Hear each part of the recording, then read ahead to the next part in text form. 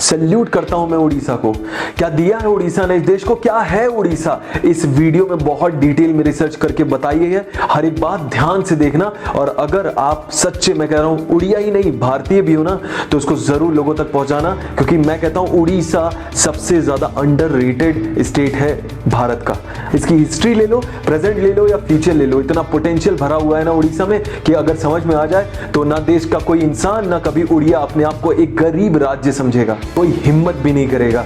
इस वीडियो को आखिरी तक देखना, बहुत सारे पॉइंट दूंगा, और आखिरी तक देखा तो मुझसे बात करने का एक मौका भी दूंगा फ्री ऑफ कॉस्ट, आपके बिजनेस या करियर से रिलेटेड। क्या है ये उड़ीसा? मैं कह रहा हूं उड़ीसा अगर अपने आप में एक देश होता ना, तो दुनिया की तीसरी सबसे बड़ी जीडीपी की ग्रोथ रेट होती इस देश की। क्योंकि बात समझना, भारत का सबसे ज्यादा बड़ा प्रोड्यूसर स्टील का, स्टेनलेस स्टील का, एल्यूमिनियम का उड़ीसा है। भारत का आधे से भी ज्यादा मिनरल्स का एक्सपोर्ट उड़ीसा से ही तो होता है, $243 billion per year. India $10 billion का आयरन एक्सपोर्ट करता है, और पता है अगेन 50 से ज्यादा % का आयरन कहां से आता है? उड़ीसा से। अरे दुनिया में इंडिया ऑलरेडी सेकंड नंबर पे सबसे बड़ा सी फूड एक्सपोर्टर है, जिसमें से उड़ीसा से अकेले 3000 करोड़ का सी फूड एक्सपोर्ट होता है, जो 2024 तक 20,000 करोड़ का करने वाले हैं। 2016-17 में जहां इंडिया का ग्रोथ रेट -2% चला गया था, उड़ीसा 17.6% का ग्रोथ रेट लेके बैठा था। आज भी भारत 4.5% ग्रोथ रेट पे है, तो उड़ीसा 8.4% पे, लगभग डबल। देख रहे हो कितना पोटेंशियल है इस प्रदेश में।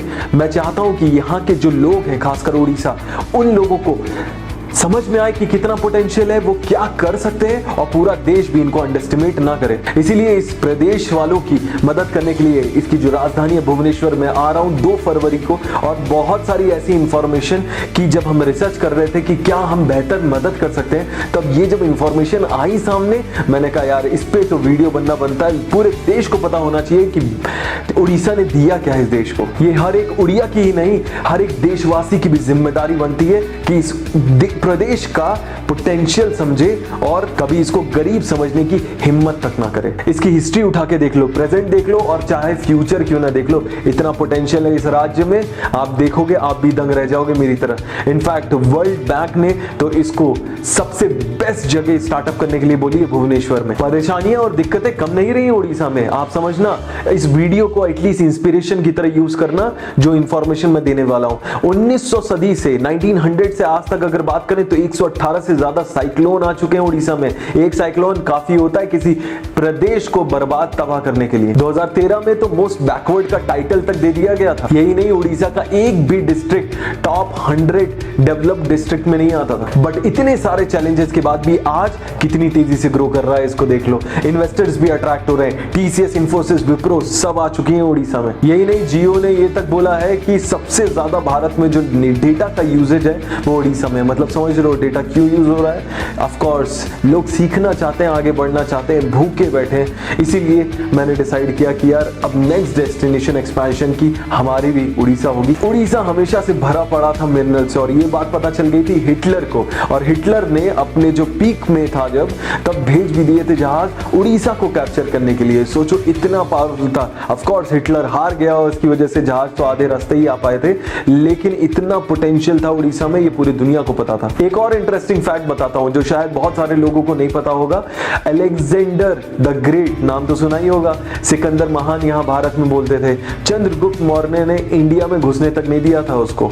और सोचो ऐसे चंद्रगुप्त मौर्य एम्पायर जो पूरा देश पे राज करते थे, वो कलिंग में नहीं घुस पाए थे, और उड़ीसा ही पुराने जमाने में कलिंग कहा जाता था। यही नहीं, अंग्रेजों के खिलाफ जो शुरुआती जंग छेड़ने वाले फ्रीडम फाइटर बिरसा मुंडा, पूरी अंग्रेजी हुकूमत के दांत खट्टे कर दिए थे बिरसा मुंडा ने। इतना परेशान कर दिया था, जंगलों में गुरिल्ला वॉर करते थे, छुप छुप के मारते थे, कोई ढूंढ नहीं पा रहा था। बिरसा मुंडा अपने आप में इतने बड़े लीजेंड थे कि उन पे मैं कहता हूं एक वीडियो तो अपने आप में होना चाहिए। कमेंट करके नीचे बताना, अगर मैं कह रहा हूं 10 लोगों ने भी बोला कि बिरसा मुंडा पे केस स्टडी चाहिए, बताएं तो मैं बताऊंगा। इसके बाद सुभाष चंद्र बोस जिनके बारे में तो कौन नहीं जानता, भारत का बच्चा बच्चा जानता है, वो भी इसी भूमि से जन्मे हैं जिन्होंने पहली बार पूर्ण स्वराज की डिमांड की थी और भारत की पहली आर्मी आजाद हिंद फौज भी इन्होंने ही बनाई थी। और आज की बात करूं तो स्टार्टअप्स भी बहुत सारे दिए हैं उड़ीसा ने। भुवनेश्वर ने कितने स्टार्टअप दिए उसका ऑलरेडी वीडियो है, आई पे क्लिक करके आप देख सकते हो।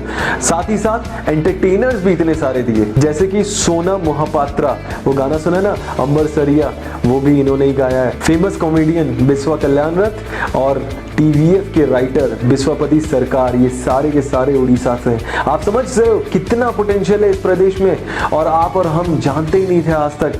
जरूरत है अवेयरनेस की, जरूरत है समझने की, जरूरत है। इनफैक्ट इस समय चीपेस्ट लैंड ऑफर किए जा रहे हैं उड़ीसा में। यही नहीं, मैं वहां के सीएम की बड़ी रिस्पेक्ट करता हूं, नवीन पटनायक जी, जो 2000 में इलेक्ट हुए और 2020 आ चुका है और उन्हीं का कार्यकाल चल रहा है। इन्होंने जितने भी रेगुलेटरी डिपार्टमेंट्स होते हैं उसको एक रूफ के अंदर लाकर खड़ा कर दिया, बिजनेस करना आसान बना दिया। भारत का 11% वाटर रिजर्व उड़ीसा में ही है। समझा आपने कितना पोटेंशियल है इस प्रदेश में, और आप और हम जानते भी नहीं इसके बारे में।